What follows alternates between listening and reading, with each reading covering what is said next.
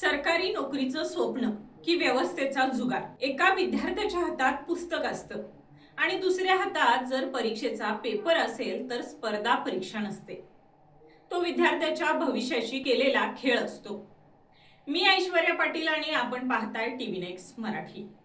बापानं शेतात राबून कमावलेला पैसा, आईनं आपल्या अंगावरचं सोनं गहाण ठेवून पाठवलेला एक आणि एक रुपया आणि त्या पैशावर लायब्ररीत तासनतास बसून अभ्यास करणारा एक सामान्य विद्यार्थी.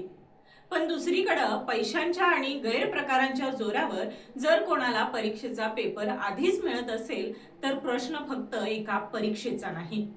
प्रश्न आहे प्रामाणिकपणे अभ्यास करणाऱ्या लाखो विद्यार्थ्यांच्या भविष्याचा. आताचीच ताजी घटना बघा. महाराष्ट्र लोकसेवा आयोगाच्या औषध निरीक्षक भरती परीक्षेच्या पेपरफुटी प्रकरणानं मोठी खळबळ उडाली आहे. चौकशीनंतर 6 जणांना अटक झाली असून त्यामध्ये एमपीएससीच्या 3 अधिकाऱ्यांचा समावेश असल्याचं समोर आलंय. आणखी गंभीर बाब म्हणजे या गैरप्रकारांमुळे ही भरती प्रक्रिया रद्द करून फेरपरीक्षा घेण्याचा निर्णय घेण्यात आला. पण फेरपरीक्षा घेऊन विद्यार्थ्यांचा गेलेला वेळ परत मिळणार आहे का? एखादा विद्यार्थी 2-3 वर्ष एका परीक्षेसाठी तयारी करतो. आई वडील आपल्या ऐपतीप्रमाणे पैसे खर्च करतात. कुणी नोकरी सोडून अभ्यास करतो, कुणी घरापासून दूर राहतो, तर कुणी आपल्या तरुणाईची अनेक वर्ष पुस्तकांमध्ये घालवतो. आणि शेवटी जर परीक्षा प्रक्रियेवरच प्रश्नचिन्ह निर्माण झालं तर त्या विद्यार्थ्याच्या मेहनतीची जबाबदारी कोण घेणार? हा प्रश्न फक्त एमपीएससी पुरता मर्यादित नाही. देशभरात परीक्षा आणि भरती प्रक्रियेतील गैरप्रकारांच्या घटनांमुळे विद्यार्थ्यांच्या मनात एक मोठा प्रश्न निर्माण झालाय. आपण अभ्यास करून परीक्षा देतोय की व्यवस्थेवर विश्वास ठेवून जुगार खेळतोय? नीट सारख्या मोठ्या परीक्षांभोवतीही गैरप्रकारांच्या आरोपांवरून वाद निर्माण झाले आहेत. म्हणून आता गरज फक्त फेरपरीक्षेची नाही, गरज आहे स्पष्ट उत्तरांची.